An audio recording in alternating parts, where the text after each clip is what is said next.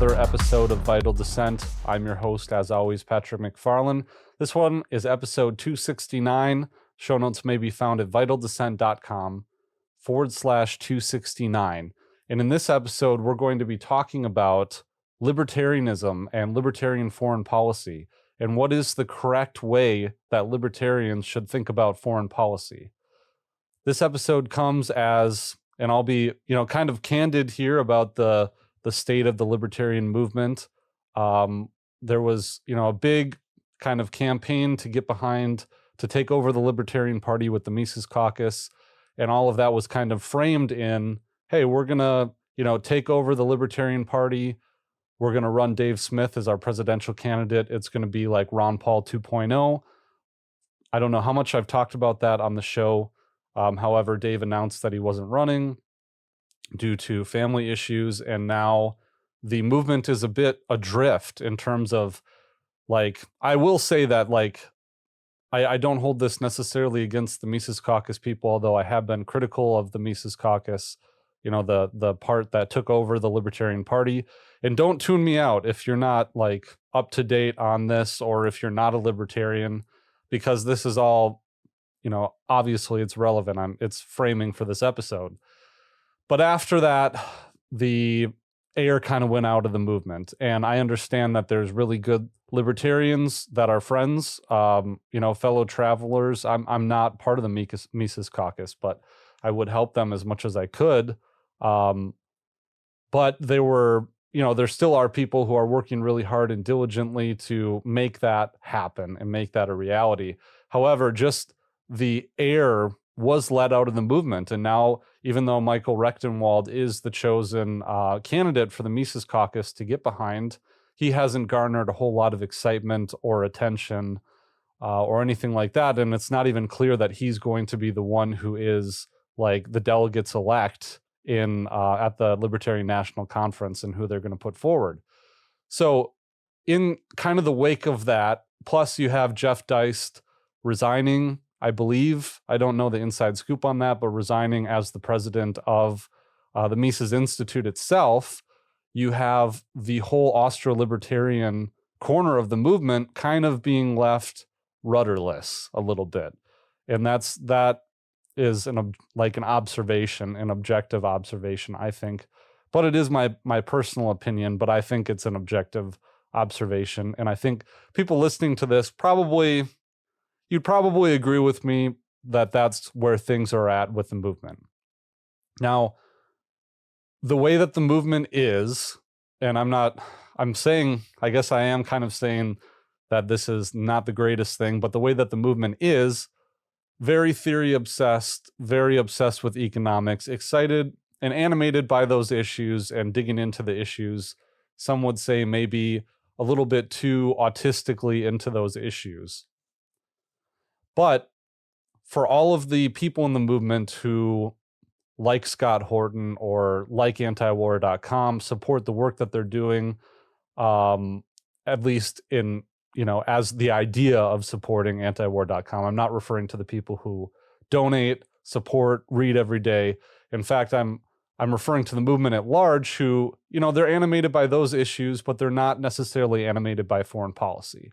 And they say that they like antiwar.com, but and there's a lot of stuff out there. I'm not shaming or casting blame. I just kind of wish it was a little different, where they support these things, but they will buy the books, maybe will listen to the podcast, appearances on the Tom Woods Show or something like that, but they don't read antiwar.com every day.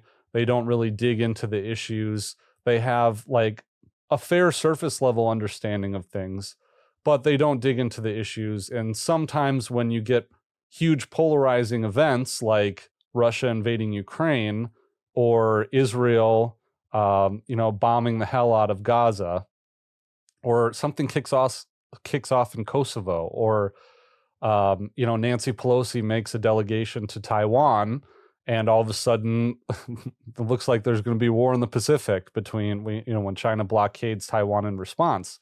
And without putting the work in every single day, going to antiwar.com, reading the articles, reading foreign policy news, they don't necessarily have that background that they would with, I don't know, if Janet Yellen or somebody were to get on and talk about, what the Fed is doing or what interest rates are doing and what they're going to do about it and how the economy is. And you kind of get the picture, right? Because without being into it, and it really is, you have to be into it and follow it, and it can be exhausting. I don't necessarily blame that, but you get people having the wrong take on it, the wrong definitive libertarian take. And kind of what, surprise, surprise, the mission of the Libertarian Institute is in the crater of the movement, in a sense, because I don't think we're living, I lived through, when I first got in the movement, there was all this excitement, even though it was a couple years after, Ron Paul's 2012 campaign, around 2013, 2014, but you had Tom Woods influencing all these people and getting people excited, and an explosion of interest in libertarianism on the internet, people creating podcasts left and right, all these events. And maybe subjectively, I was more plugged in at that point in time, or maybe I was more excited about it myself. Then things built up and built up and built up to the Reno takeover. We went to Reno, we took everything over, we won. And then that was like the death of that movement cycle. And I don't think it was anything that, I don't know if it could have been prevented in any way. Again, it's not a statement of blame. It's just a statement of how I see it in the movement right now. And what is the role of the Libertarian Institute, with Jeff Deist being gone from Mises, and with the Mises caucus, taking over, but the excitement is out of the room, it seems like, and, Dave Smith is killing it on podcasts and making huge appearances and really being, I think, what is keeping this movement going in terms of like the huge exposure. Any kind of excitement or exposure or energy, I think, is with Dave Smith. And again, with Tom Woods, you had, there was a build up to Reno, but Tom, he has a family, he has a bunch of daughters, and they're getting older in their teenage years. And these are really crucial years for Tom. And I'm sure, he's not as much in the public eye. And I don't know if that's by choice or not.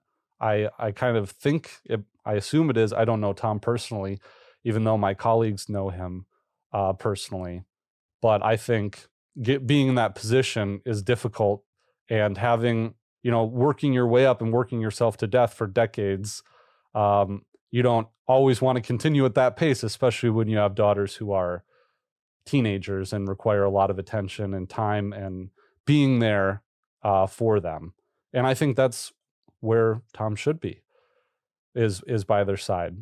But what is the kind of like what we want to do at the Libertarian Institute, right? It is being what LouRockwell.com was back in the day, being that main source of, well, what is libertarianism right now?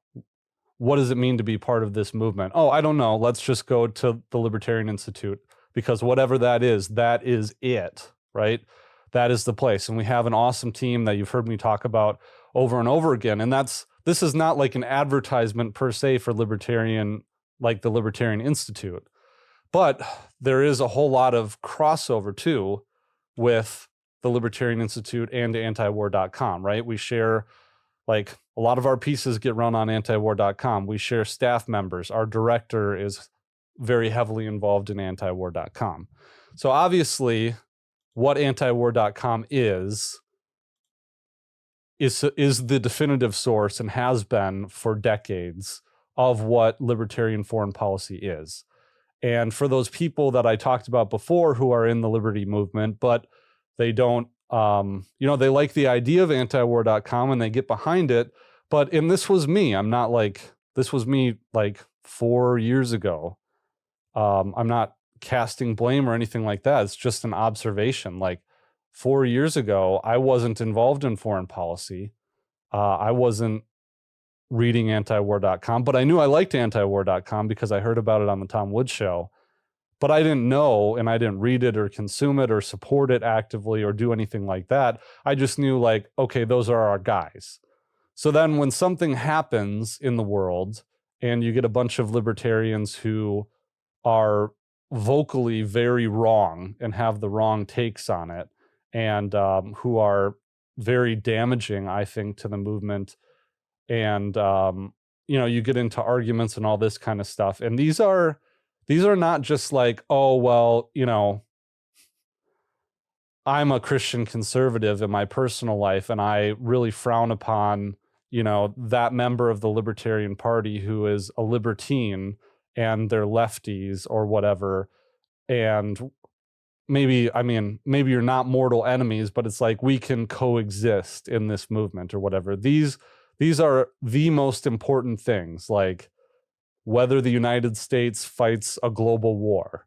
That if you disagree with someone who supports the United States on a pathway to global war, then you can't reconcile those differences. That goes to the key. It's the same reason why Hoppe kicked Walter Block out of the movement, or he fired an open letter doing that, to that respect.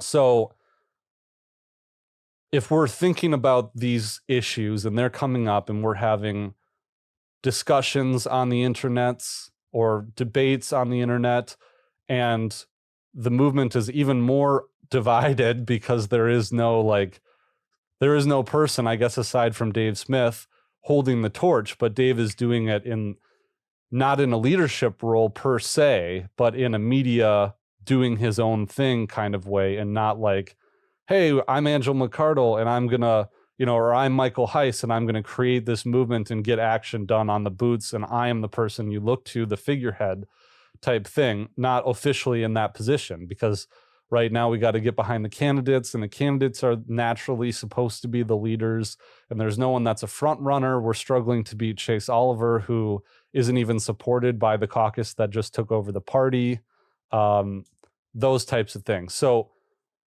I think it was incumbent upon me as the libertarian, at the Libertarian Institute, the Justin Raimondo Fellow, because, you listen to Scott's podcast, and of course, Scott is great. He's our director. He's doing everything, wearing all the hats, writing the definitive book on the Russia-Ukraine crisis, interviewing really important people, and getting the scoop on the Scott Horton show.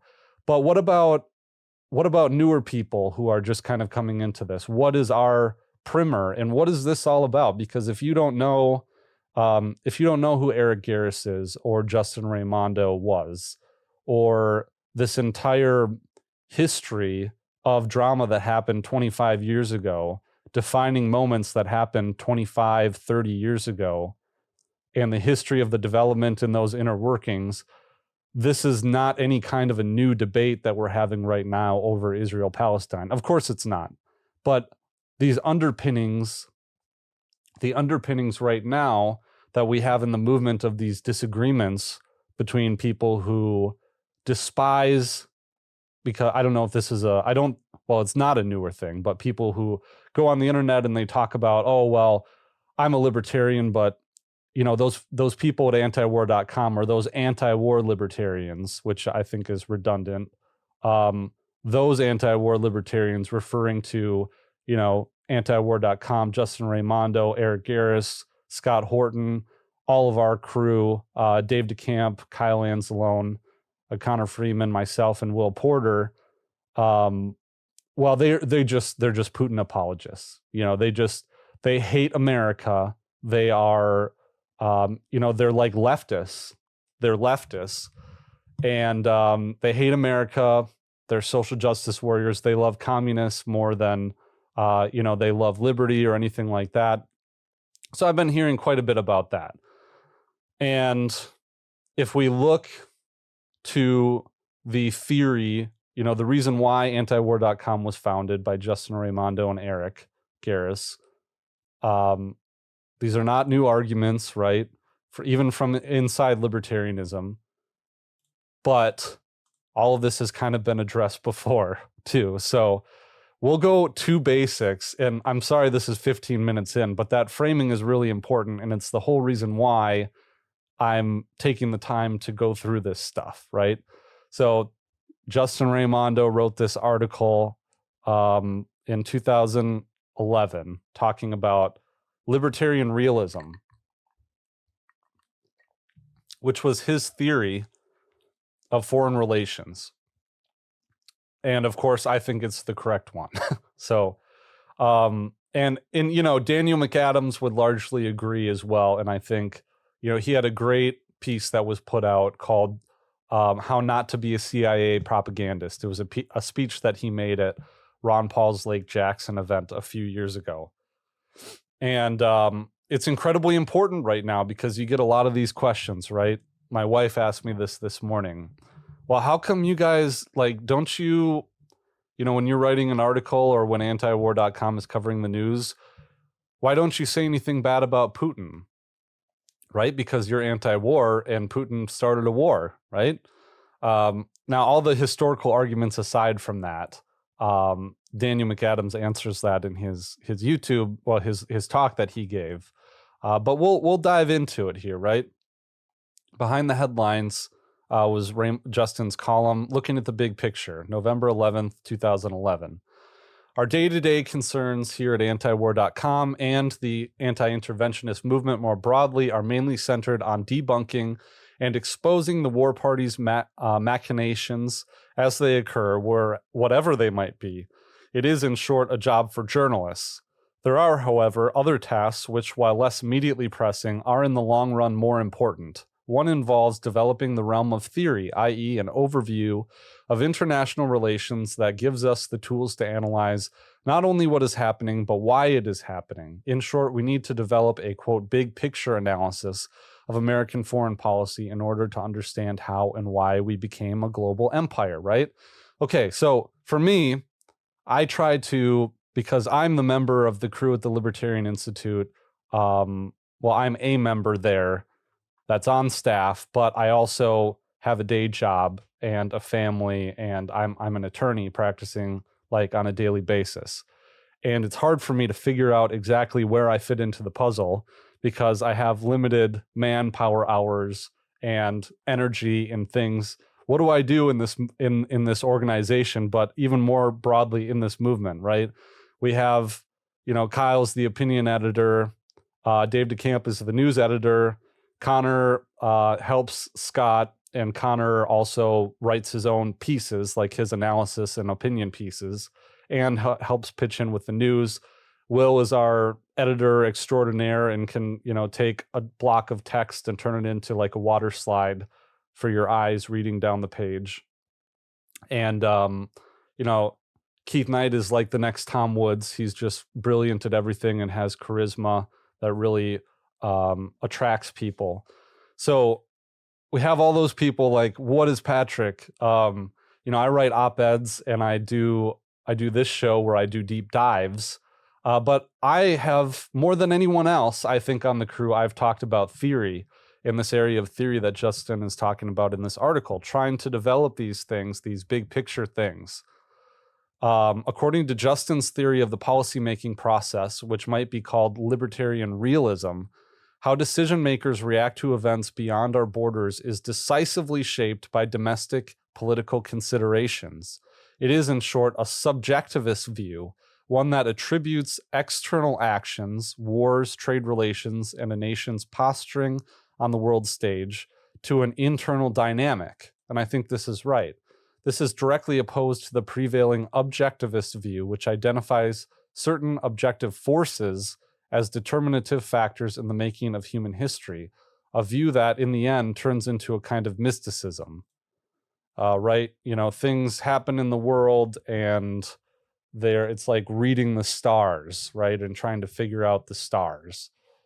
So I think that's interesting. So he says, he continues, the old-fashioned Marxists believed in the iron laws of history, which predetermined human destiny, a worldview steeped in Christian eschatology. In spite of the official atheism of communist ideologues, As Murray N. Rothbard pointed out at length, the communist theory of foreign relations followed from the Marxist axiom that the world proletariat embodying the spirit of history was destined to rule the earth. It would be interesting to get Caitlin Johnstone on for an interview asking what her theory of world relations is, of foreign policy is. It'd be interesting to see if, because she is a Marxist, but it'd be interesting to see if she would agree with that, or how she approaches why these events happen. This allowed the Kremlin to pursue a relatively passive foreign policy after World War II. Handed Eastern Europe by the victorious Allies at Tehran and Yalta, the ruling Stalinist elite could rid themselves of their Trotskyist rivals, who called for exporting the revolution abroad and sit back and wait for the world revolution to take its supposedly inevitable course. This policy ended up ditching internationalism in favor of reversion to the historically cautious foreign policy of the czars under the guise of building, quote, socialism in one country. Interesting that, bit of history there where the USSR was more non-interventionist because Stalin and not Trotsky prevailed. Fascist and National Socialist intellectuals conjured visions of the state as a semi-mystical body and invoked mythic themes of national destiny to justify their expansionist program. Taking the opposite tack from their Marxist competitors, the right-wing collectivists evoked a mythical past rather than an improbable future, which they promised to restore. Mussolini thought he could recreate the old Roman Empire by invading Abyssinia, Albania, and Libya. Hitler and his followers saw the Führer as the modern-day incarnation of Charlemagne. Both right and left-wing narratives, although different in important ways, were united in their disdain for methodological individualism. Human behavior, in their view, could only be understood as one would explain the movements of a school of fish. These European ideologies, alien to America, never took root across the Atlantic, although they had their sympathizers. Here, a different form of state worship arose, one that was based in the religious revival that swept 19th century America, a post-millennial pietist version of Christianity, which sought a, quote, heaven on earth.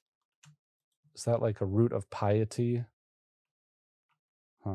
Just followed the link here, trying to figure out if there's a pronunciation.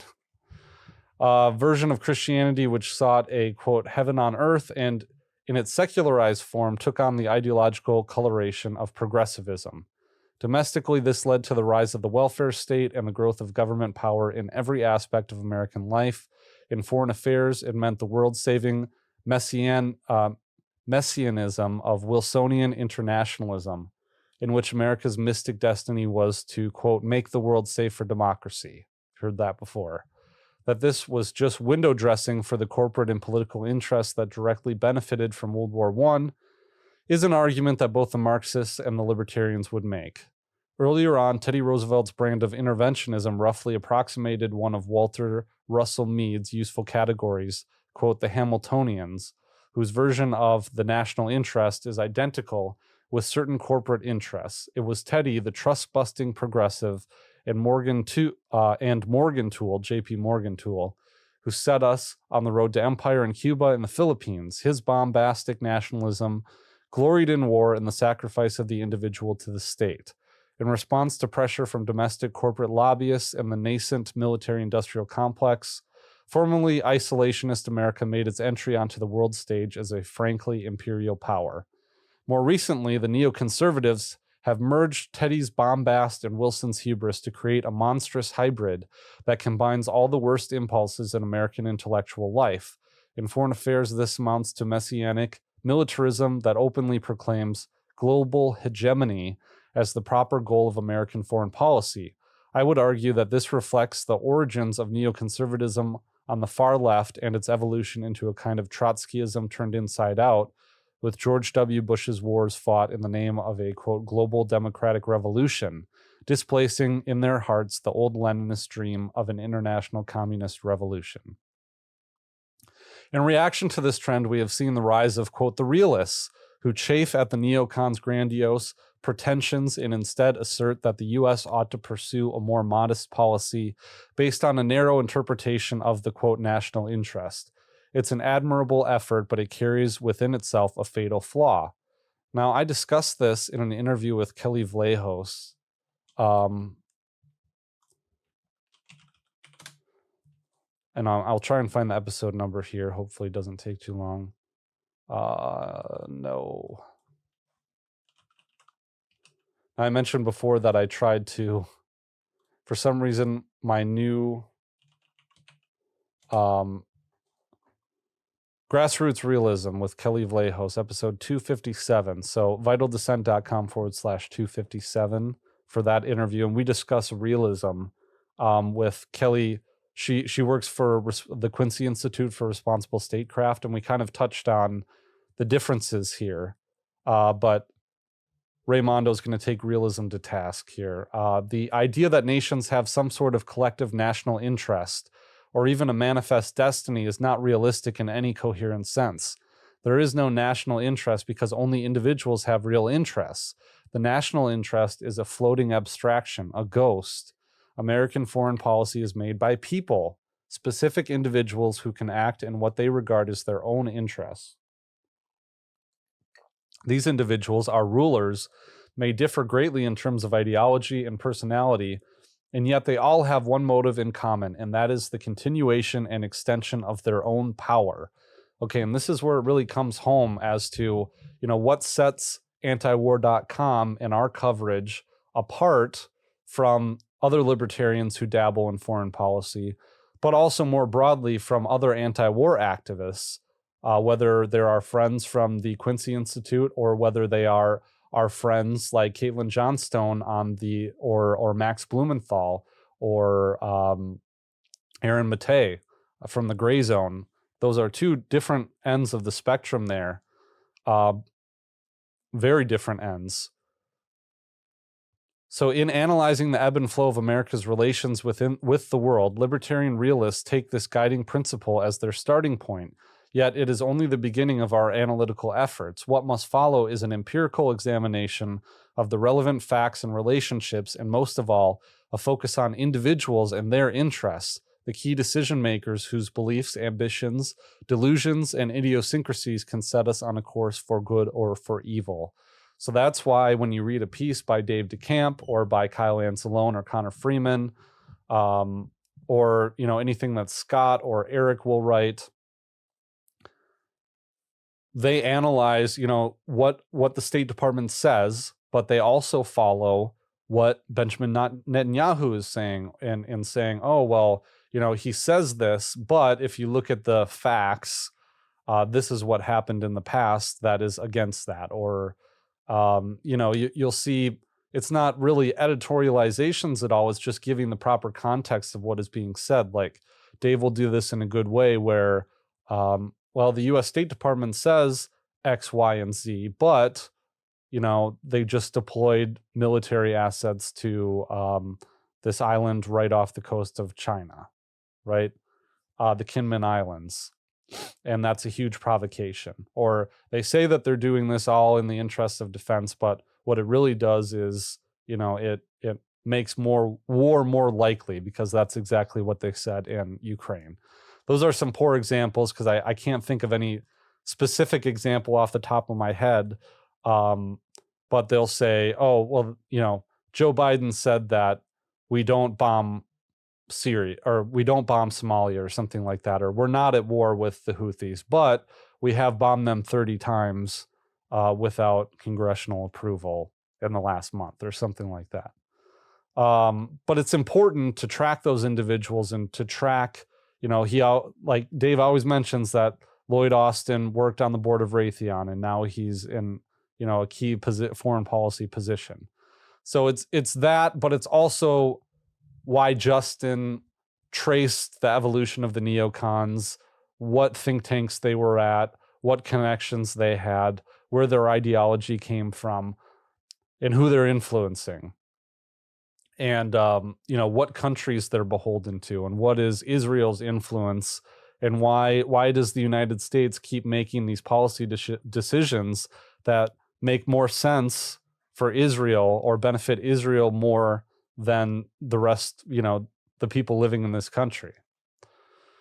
So what good is all this theory anyhow? What do we need it for? Justin continues. We need it to understand the world and to predict the future. Of course, no one has a crystal ball or any mystical power to unlock the secrets of the future. Yet, given some basic axioms, the main one being that politicians are solely concerned with keeping and expanding their own power, we can establish the parameters of the probable and, in a necessarily limited sense, chart the course of things to come.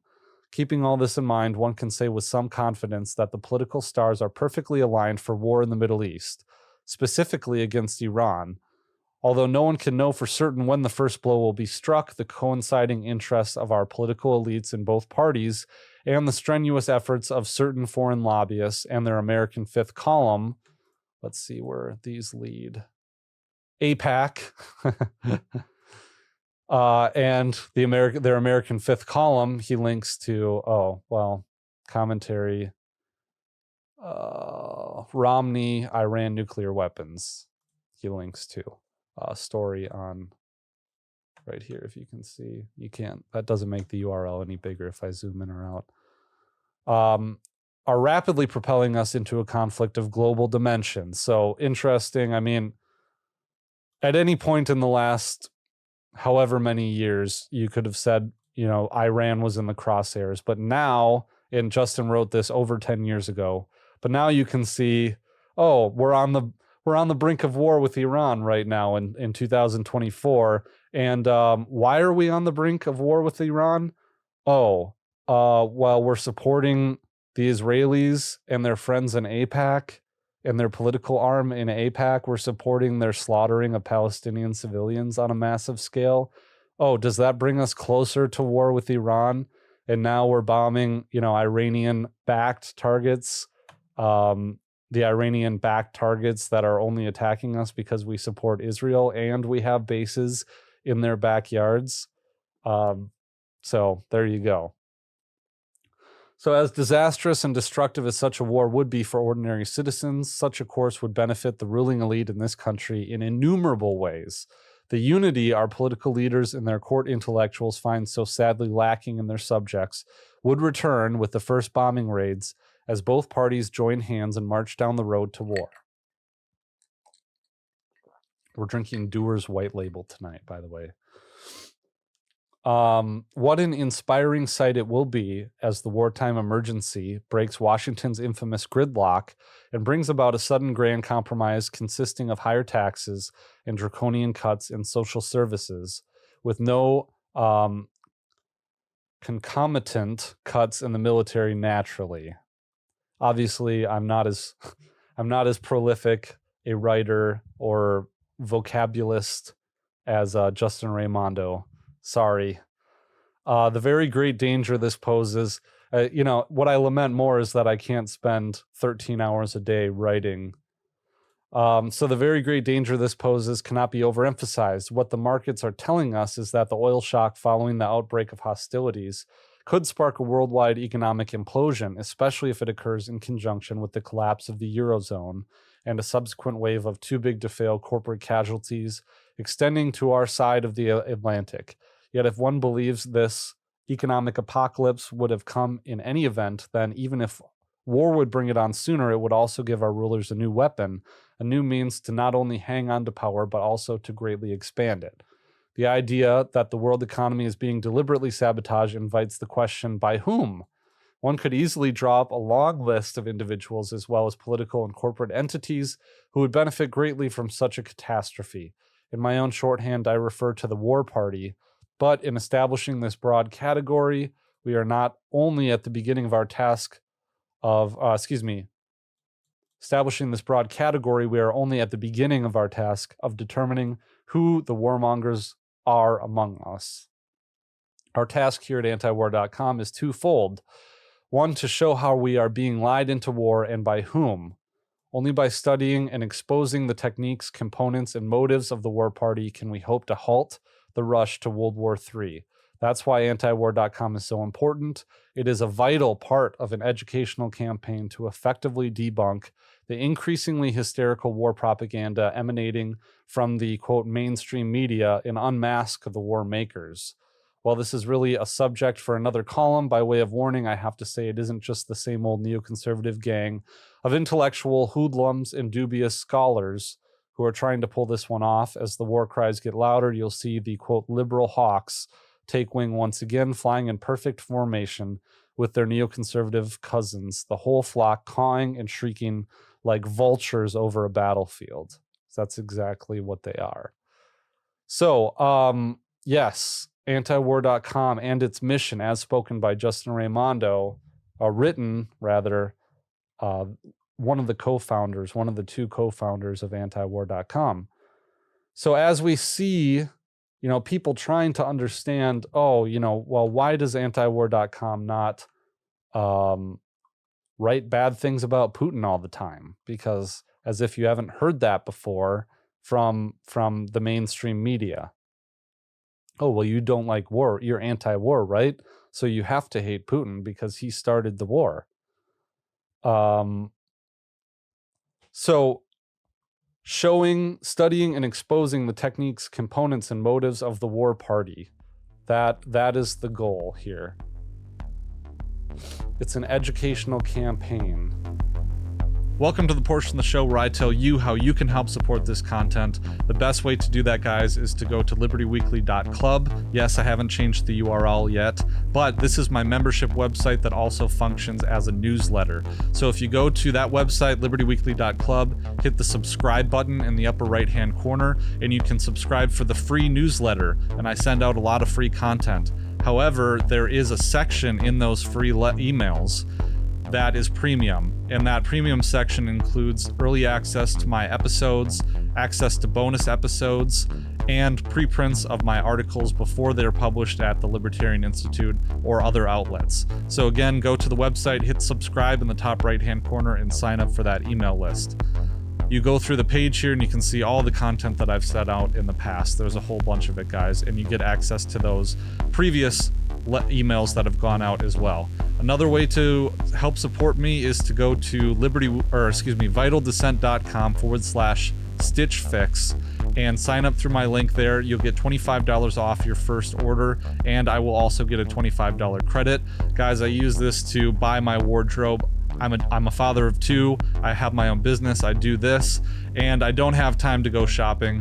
Can't haul the wife and kids around to have a leisurely shop for myself to pick these clothes. So what Stitch Fix does is that they pick the clothes for you. They send them to you in fixes, and it's really awesome stuff. These are all the pieces that I personally have bought myself.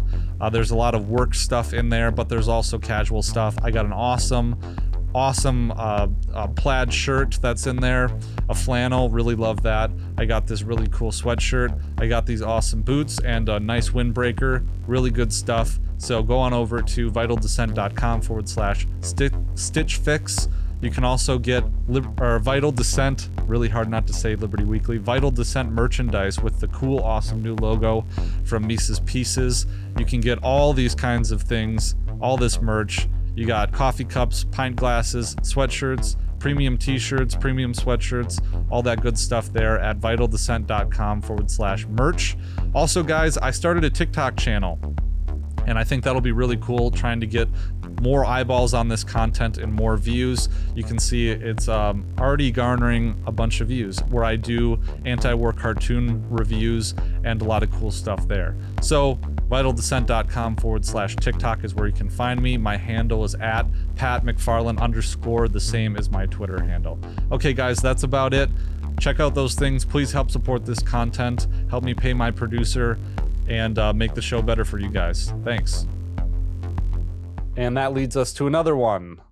Justin Raimondo. This was rerun in 2019, but this is a 2014 column, and you'll find it like strangely applicable, which usually happens when you read a piece by Justin from the past. So this week, he writes, at the time this was written, marks the 50th anniversary of the bombing of Serbia by President Bill Clinton and the beginning of antiwar.com as a full-time, full-coverage news site. It's a double anniversary fraught for me with irony. Back then, the big bad boogeyman wasn't al-Qaeda, which had barely crept into the American consciousness, although Osama bin Laden was a known quantity. No, the enemy of the movement was Russia, which was desperately and unsuccessfully trying to block Washington's eastward expansion. And it looks like that moment has returned with a vengeance. So remember what was happening in 2014, in early 2014. Did you remember yet? Yes, the Maidan coup. So right around, I think it was like in February. Let me look this up. Maidan Revolution took place. Come on, Google. Revolution of Dignity, February 18th, 2014 to February 23rd, 2014. So that's the context that Justin is writing this in, and the historical context he's referring to. With Russophobia all the rage, they're even warning us Putin, not content with Crimea, is about to invade the North Pole. We've come full circle back to where we started. And yes, he's actually, he's referencing a piece and has a link there to the National Journal. Is Vladimir Putin coming for the North Pole? We've come full circle back to where we started, but we aren't exactly in the same place. So he's referring to the return to great power competition of the Cold War. In 1998, the anti-interventionists, or is he talking about, no, sorry, he's talking about the 90s. We've come full circle from where we started in the 90s.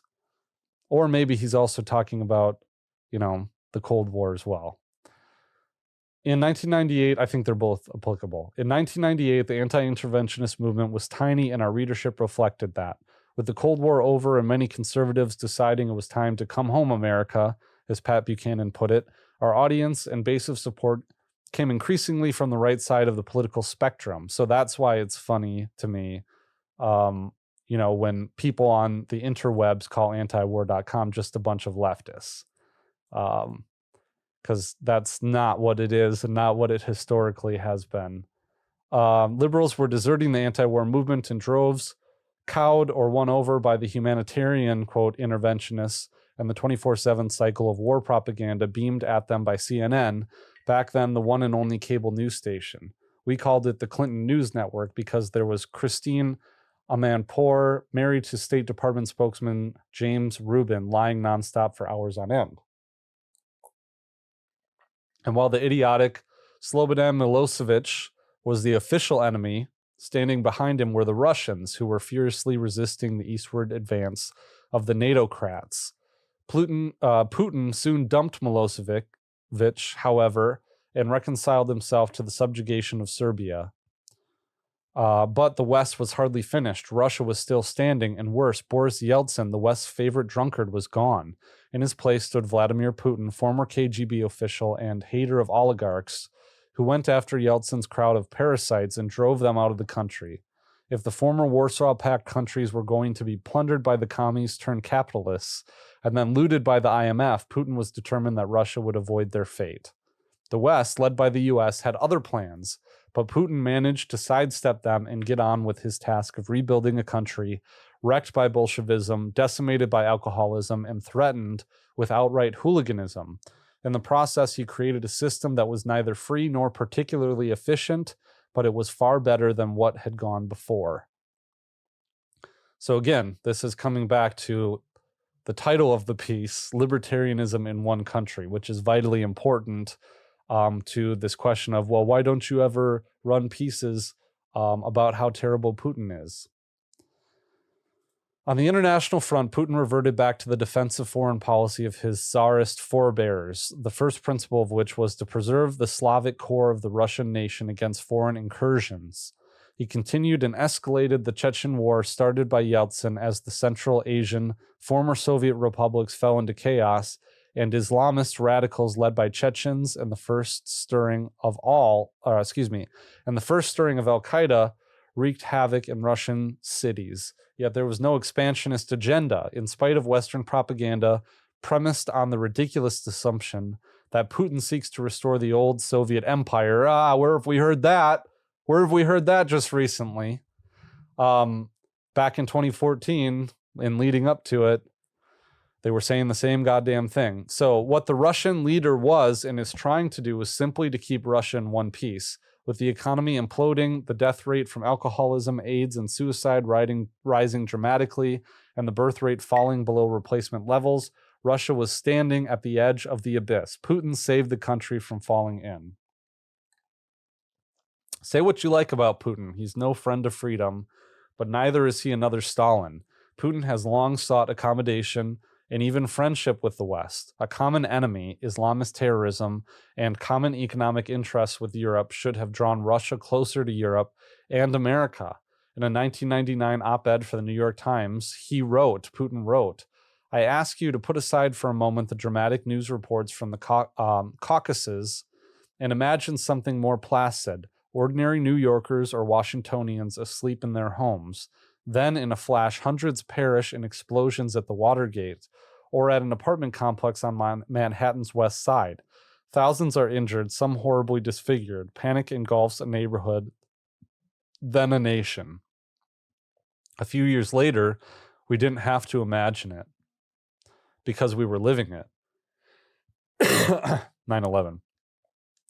Yet the warlords of Washington and London would have none of it. They missed Yeltsin, who rolled over. And for those of you listening, Putin was referring to his justifying his actions by pursuing terrorism and unrest in the former Soviet satellite states. And that's why he's trying to explain to the United States why he embarked on a war on terror. Yet the warlords of Washington and London would have none of it. They missed Yeltsin, who rolled over for them without being told to. This guy, Putin, on the other hand, rolled over for no one. He would have to learn, but he refused to be taught. Putin has been one of the most eloquent critics of U.S. hegemonism and the international order enforced by Washington and its allies since the end of the First Cold War, and this is one big reason why our wise rulers hate him. The elaborate propaganda campaign designed to demonize him and the country he presides over is motivated in large part by this hatred, as well as by the usual greed, power, lust, and all the rest of the vices that disfigure our political class.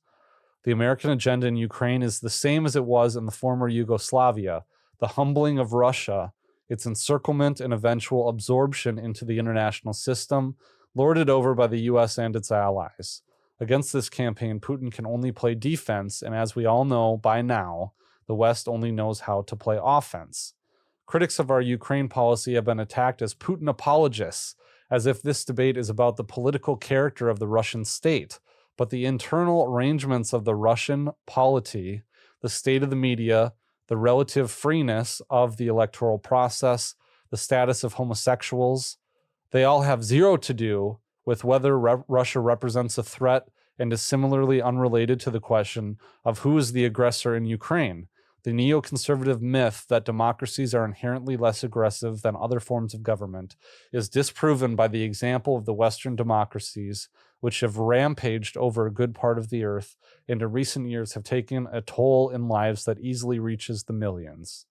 When we started this website, antiwar.com, we did so not only as peace activists, but also as explicitly libertarian activists. And we did it in part because we wanted to educate libertarians as well as the general public in a field where confusion reigned. This confusion has always been particularly acute among libertarians because people the world over yearn for liberty, and the US government poses as their champion. And while history is indeed full of little ironies, this is a huge irony, because it is Washington and no other actor on the world stage that poses the main danger to the peace and freedom of the world. Inside the imperial metropolis, of course, we are afforded the protections of the Constitution, at least on the surface, as well as enjoying the fruits of an economic system that has produced unprecedented wealth. The irony factor comes into play when we note that our foreign policy of unrelenting aggression has produced only misery and endless bloodshed for the world's peoples.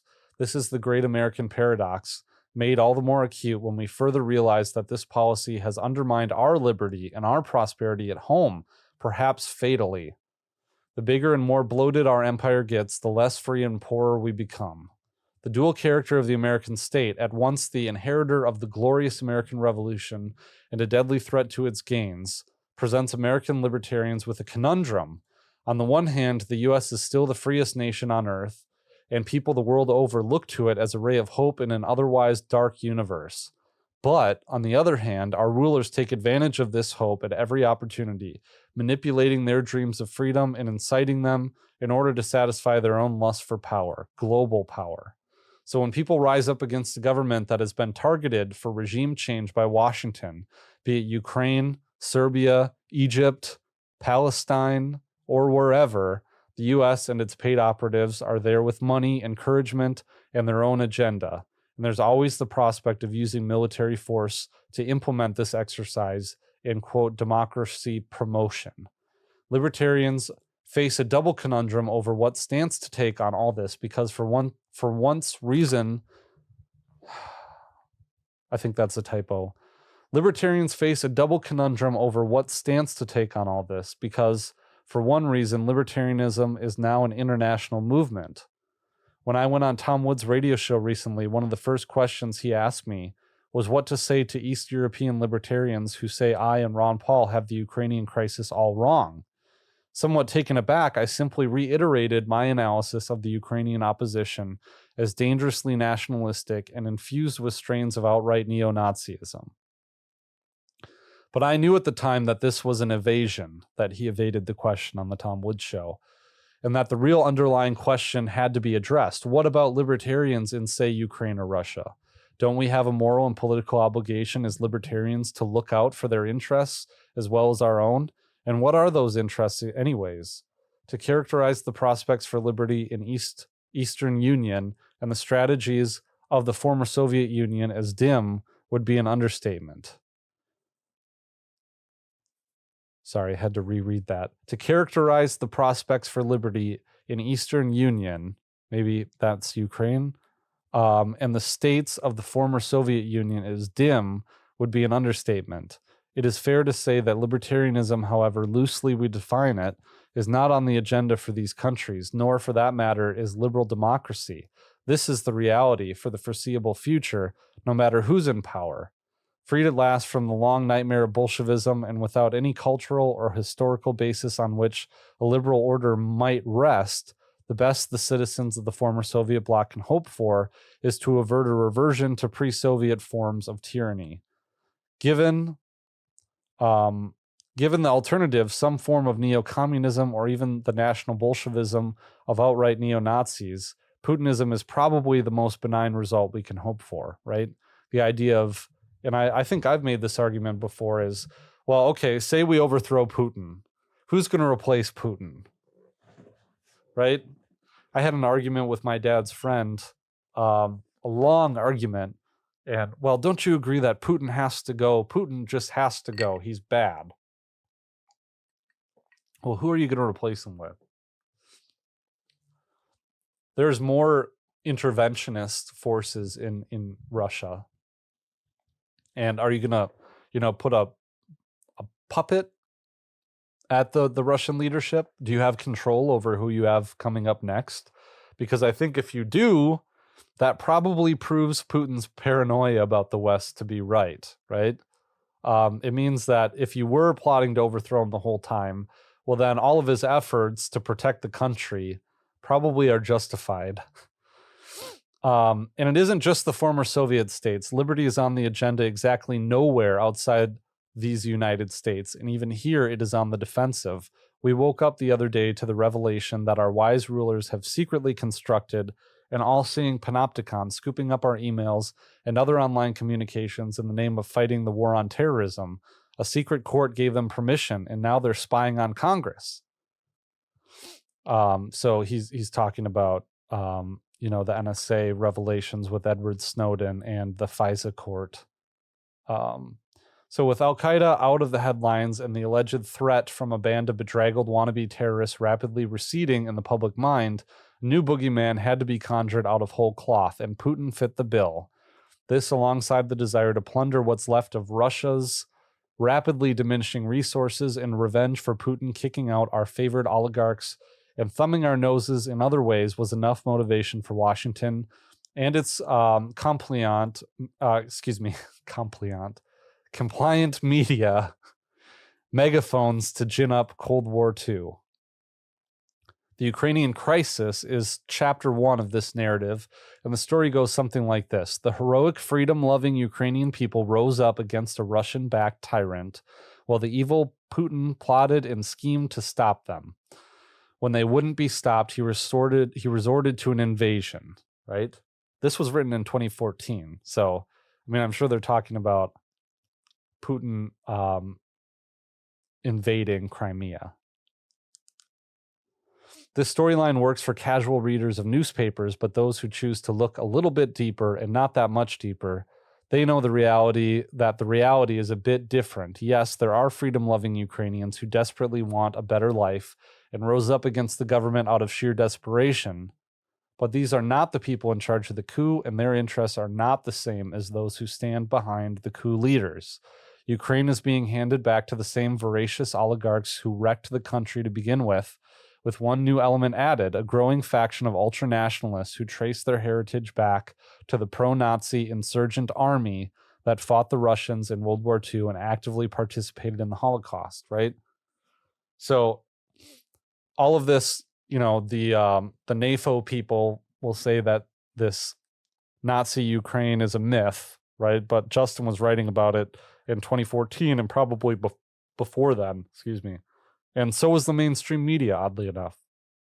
So Ron Paul's response to the Crimean, quote, crisis and the Russian annexation, who cares, was his response, was quintessentially libertarian.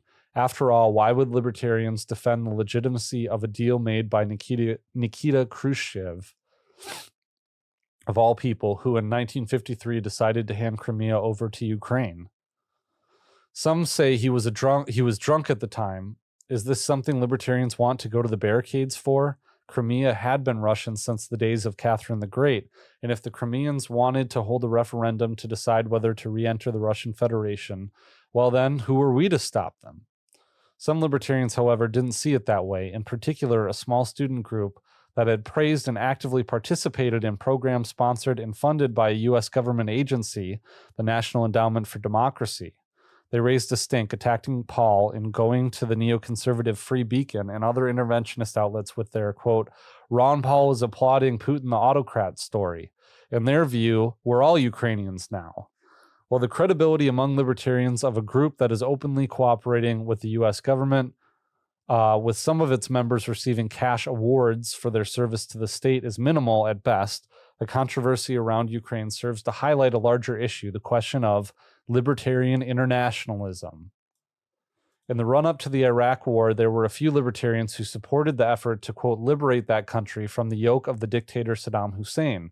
One notable war supporter was Ron Bailey, Reason Magazine's science correspondent, who posited a theory that I dubbed, quote, libertarian Trotskyism. He built his argument around the notion that libertarianism in one country is doomed to fail, and that because the U.S. is the living embodiment of the free society, it's our moral obligation to spread liberty around the world, at gunpoint if necessary. He has since repudiated this position, and certainly the disaster that flowed from his idea, an idea shared by the Bush administration and the neocons, taught him and those who agreed with him a valuable lesson. Unfortunately, this is a lesson that must be relearned whenever the war party gins up another overseas crisis. But the really necessary lesson that needs to be understood by libertarians and fellow travelers goes way beyond the folly of foreign intervention and the absurdity of remaking whole societies at gunpoint. The context in which this issue has to be reframed is the marginal position of libertarianism, or anything even approaching it in the world of the 21st century. The concept of human freedom, that is, freedom from coercive government, is in retreat all over the globe. Forget Ukraine, which has never had anything close to classical liberal or even recognizably democratic heritage.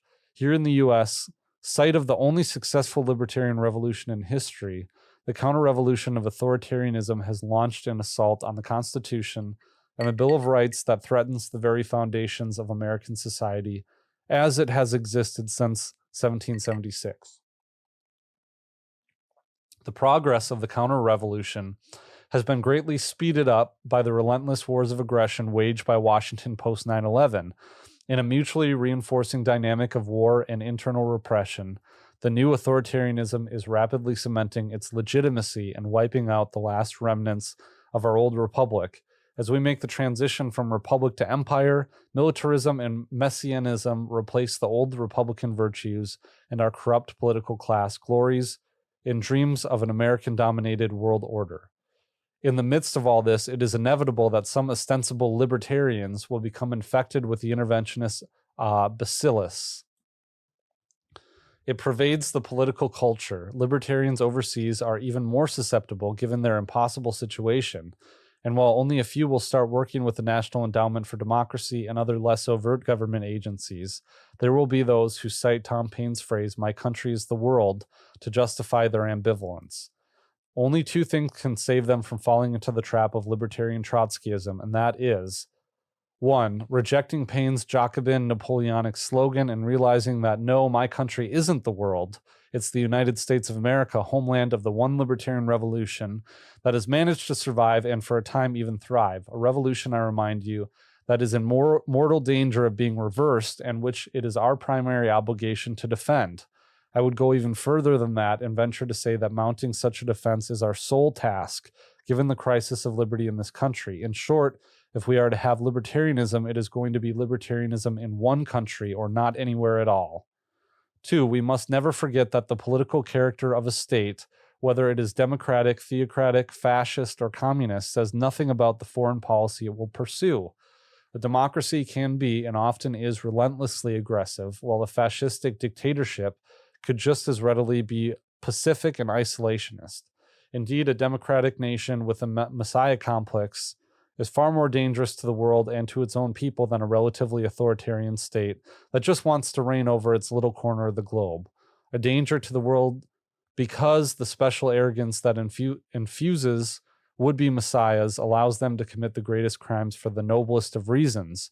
A danger to their own people because the very act of aggression and empire building destroys the liberal character of democratic states, eating away their substance from within. The libertarian position on the foreign policy issue of the day can be summed up in 3 short words. Ukraine, who cares? Looking at the polls, we're in the majority for once. Back in 1998, when last the Russian boogeyman loomed large in the hive mind of our elites, the Clinton administration had some success in ginning up a war in Kosovo. Today, the Obama administration couldn't get the country behind a new Cold War, never mind a hot one, even if it wanted to, which is why the president was quick to disdain Russia as a, quote, regional power, acting out of weakness. That's real progress. Opposition to U.S. intervention is on the rise, as is support for libertarian politics. In this country, let's not blow it by adopting the discredited ideas of our neoconservative enemies and jumping into bed with the National Endowment for Democracy. Okay. I was going to read one more piece, Why Governments Make War, which is the libertarian theory of international relations spelled out a bit differently than the first piece that I wrote.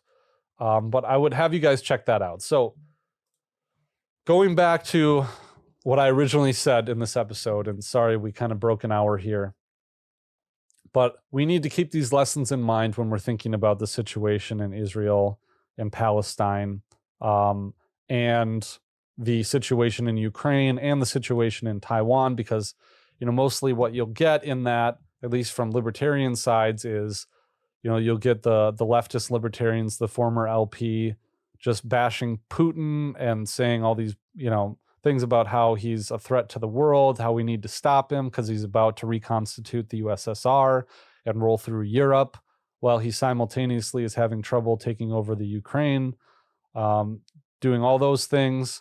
Other things about how, Israel's our friend, they're in the Middle East, that I think at least a libertarian argument for Israel will try to be centered around property rights. However, I think if you really take that apart and take a look at what is happening, even if we were to grant the position that the Israelis are that Israel has a right to exist, that individual Israelis within Israel own the legitimate title to their land, and that because they took it by conquest, we're not allowed to redress that. Otherwise, you're a leftist, anti-colonialist Marxist. Even if we take that at face value and we believe those things, what Israel is doing still is not supportable by libertarian means, i.e. the mass killing of women and children, and the destruction of entire and whole communities, and communities that are occupied currently by people who are occupying the land and mixing their labor with it in a Lockean sense, and presumably have title to that property unless you're basing it on a 2,000-year-old claim to that land. Furthermore, do we want Taiwan? Do the Taiwanese people want to be rejoined with China? Actually, I talked to Ted Carpenter, and he says that no, that they don't. That his impression is that the Taiwanese people do not want to rejoin China, but neither do they want a war that's going to destroy Taiwan and kill large numbers of their cultural brethren, in a sense, the mainland Chinese. So what is our role as U.S. libertarians? Is it to pile on and talk about how how authoritarian China is and how they're genociding the Uyghurs and how they are collecting these people in camps and taking their organs out of their bodies after they mass rape people and sell them on the black market, and the Chinese social credit system and how they're invading the U.S. with immigrants now? Before it was fentanyl, but now it's immigrants, and spying on us with TikTok. Like, is that really what our role is as libertarians? Do we care equally about the freedom? Being in the United States, do we care equally about the freedom of repressed Chinese repressed Uyghurs in Xinjiang? They'd call themselves East Turkestan. Do we care equally about their freedom as our neighbor's freedom or our own freedom? No, I don't care about them equally. And again, even if I did care about them equally and wanted to promote their freedom, as Raimondo outlines here, it's a losing proposition, because the prospects of freedom are not bright for them at any rate. Neither are they anywhere. And what will we do to promote that freedom? So, it's about as, it's about as ridiculous as the argument that, well, we don't want to support a two-state solution in Palestine because that would just be creating another state. And we want to liberate all peoples and eliminate the state. And, that should be our position, is that the state should be eliminated. We can't create a new one, as if that's any kind of realistic solution for this conflict that will ever happen. Is, oh, well, the state of Israel should go away and the state of Palestine should go away, and we should all live in a state of anarchy because that's what we believe in, right? Just lost the plot. So at any rate, that's what the libertarian position is on foreign policy. Look to Ron Paul, look to Justin Raimondo, look to Eric Garris and Scott Horton, look to Dave Smith, and look to Daniel McAdams, and do some studying, but come to it with this understanding as the axioms that we use to talk about economics are not as readily apparent in a study of foreign policy, because, of course, what the main work that Murray Rothbard and Ludwig von Mises put together concerns primarily with economics and those rules of why a stateless system or a capitalistic system works much better. While those axioms don't directly translate necessarily to the world of foreign policy. So instead of looking, and you can look to Murray Rothbard for that, because he, Raimondo definitely was a student of Rothbard, wrote his biography, right?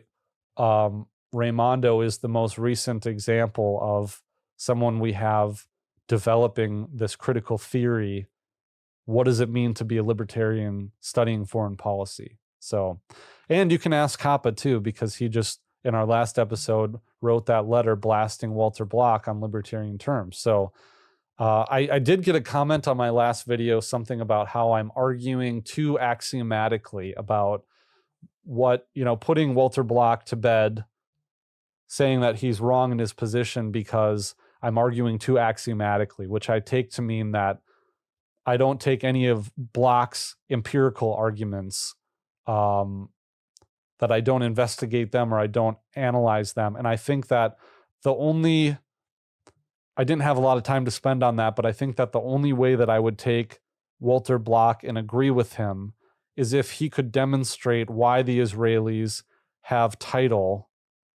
a superior title claim to individual parcels of land than the individual Palestinians occupying that land. And if Walter Block could argue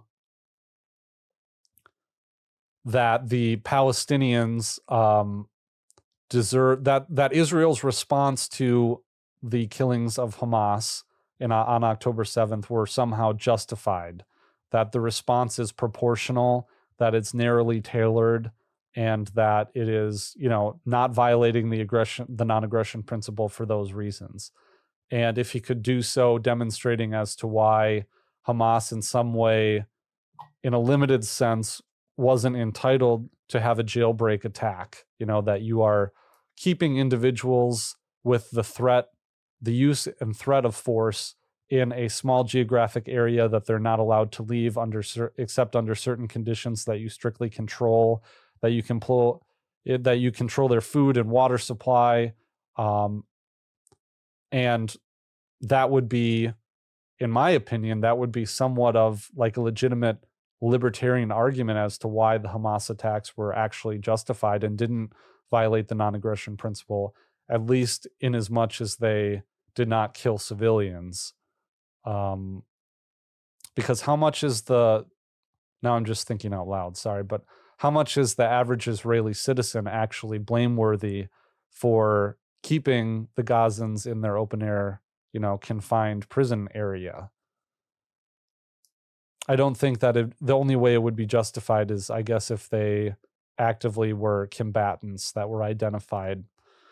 At any rate, so yes, libertarianinstitute.org, vitaldissent.com/269. Really appreciate you guys sticking around. I know we tackled 2 really long Justin Raimondo columns that I didn't realize were so long. So hope you guys like this episode. Again, head to antiwar.com for your news, libertarianinstitute.org, and we'll catch you next time. Peace.